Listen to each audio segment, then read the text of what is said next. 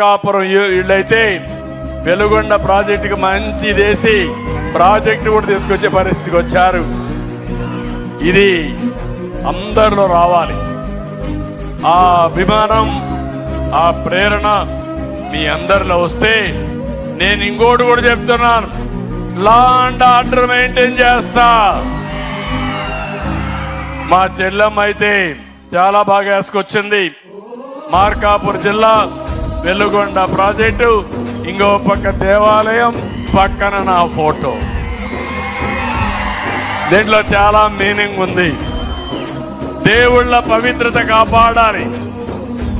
దేవుళ్ళ పవిత్రత కానీ భంగం కలిగించే పరిస్థితి ఎవడొచ్చినా వదిలిపెట్టను.